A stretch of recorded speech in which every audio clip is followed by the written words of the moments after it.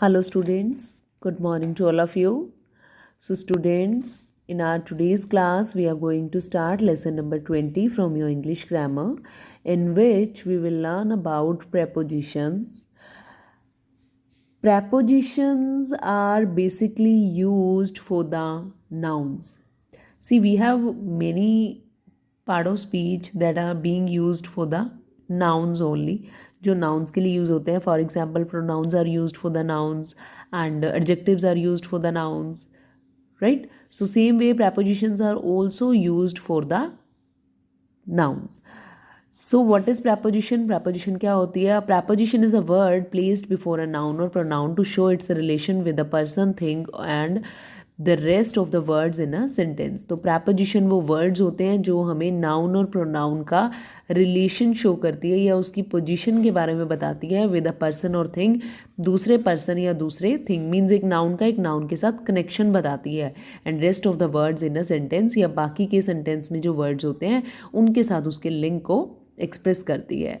For example see the pen is kept on the table. Pen जो है वो कहाँ है? टेबल पर है. So here the word on is showing the relation of pen with the table. Table का pen के साथ में रिलेशन बता रहा है ये word on. So on is here are preposition. The clock is on the wall. So where the clock is, clock कहाँ है? क्लॉक वॉल पे है. So on is expressing, on is showing the link between the wall and the clock. I get up, मैं उठता हूँ eight 6 o'clock, 6 बजे.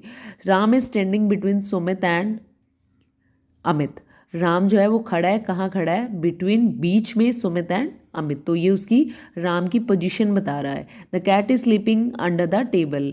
Cat सोई हुई है, कहाँ सोई हुई है? अंडर द टेबल, टेबल के नीचे. My uncle is living in Hyderabad. मेरे अंकल हैदराबाद में रहते हैं. Okay. Next is kinds of preposition. Preposition कितनी तरह की होती हैं? First is simple preposition. Simple prepositions are at, by, for, from, in, of, on, out, through, till, to, up, with, etc. These are the simple प्रैपोजिशंस.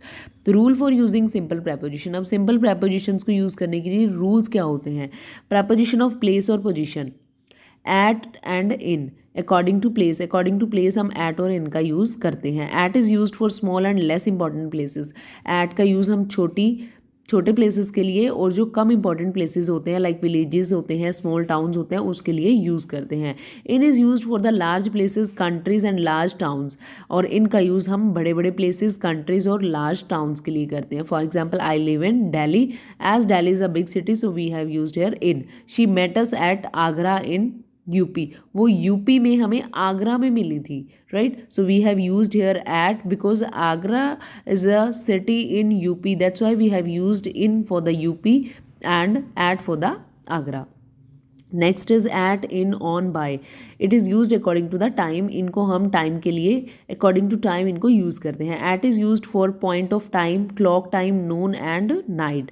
तो at का use कहाँ होता है? एक पर्टिकुलर पॉइंट ऑफ टाइम के लिए, like clock का time है, नून है, नाइट है, तो उस टाइम के लिए हम एट का यूज़ करते हैं. In is use for a period of time in which something happens. इनका यूज़ हम तब करते हैं उस टाइम को एक्सप्रेस करने के लिए जब कुछ हुआ होता है. On is used with the dates and days. Dates और डेज के लिए हम ऑन का यूज़ करते हैं. By is used for fix date और time. By is used to show the fixed dates and fixed times. For example, Raman left home at sunrise. I reached there at an early hour. Mahatma Gandhi was born in 1869. My father will be back on Sunday. She will finish his work by 9 o'clock. So by we have used here for the time just because we have given a fixed time. हमने एक fixed time दिया है. That's why we have used here by with the time. On the other hand, we also use at for the times. Okay, when we are generally talking we use at, but when we are talking about the fixed date and fixed time then it would be by. Okay, next is below and under. Both of these suggest to lower level, but below shows vertical depth while under refers to motion also. So below और under क्या है? वो lower level को suggest करने के लिए use किए जाते हैं. below and under both meaning नीचे. Okay, but below shows vertical depth. Below जो होता है वो वर्टिकल डेप्थ बताता है किसी भी चीज़ की. While under refers to motion also. जो अंडर होता है वो मोशन को रेफर करता है. For example he got below 50 marks, उसने 50% से कम मार्क्स लिए हैं. They are taking rest under the tree, वो ट्री के नीचे रेस्ट कर रहे हैं.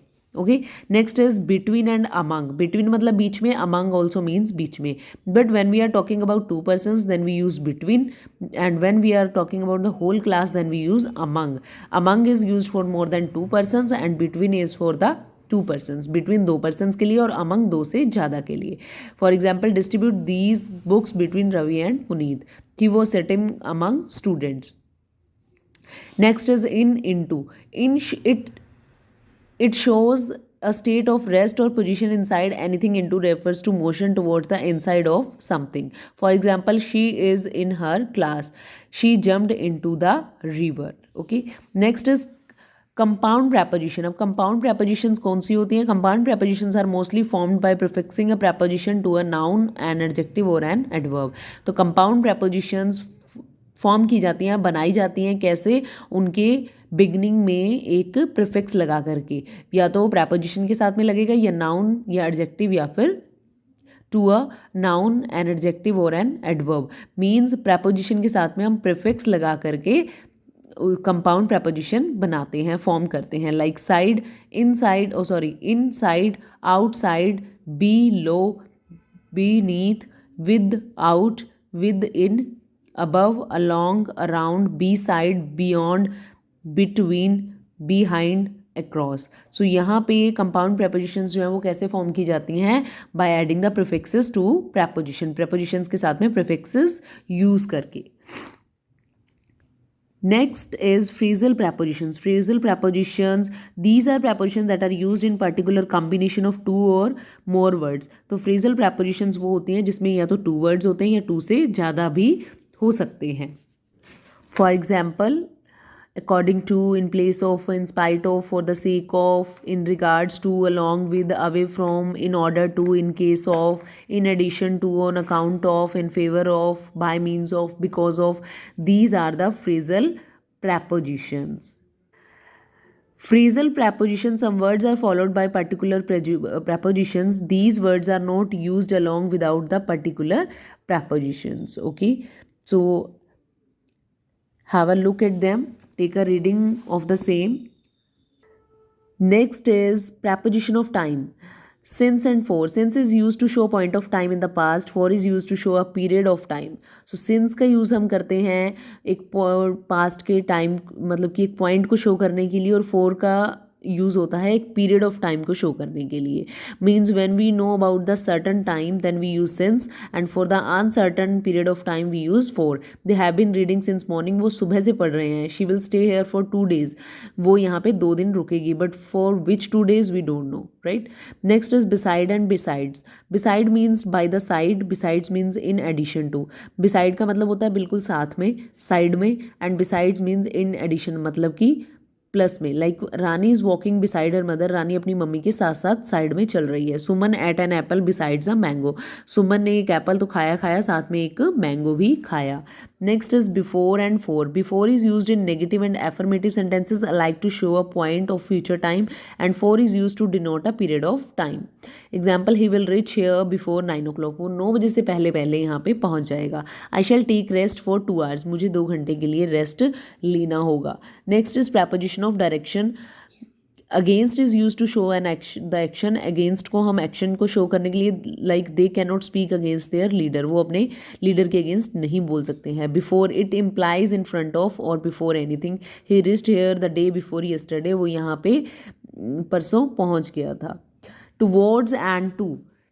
Towards is use to indicate a certain direction. Towards का यूज़ हम करते हैं एक सर्टन डायरेक्शन इंडिकेट करने के लिए. To is use to showing a certain place. और टू का यूज़ एक सर्टन प्लेस के लिए यूज़ किया जाता है. For example, they were coming towards me. वो मेरी तरफ आ रहे हैं. He has gone to Delhi. वो दिल्ली गया है. So to we have used here for a certain place, and towards is for a certain direction. Okay, now this was all about the prepositions. Here 2 exercises are given, so solve them. Okay, thank you.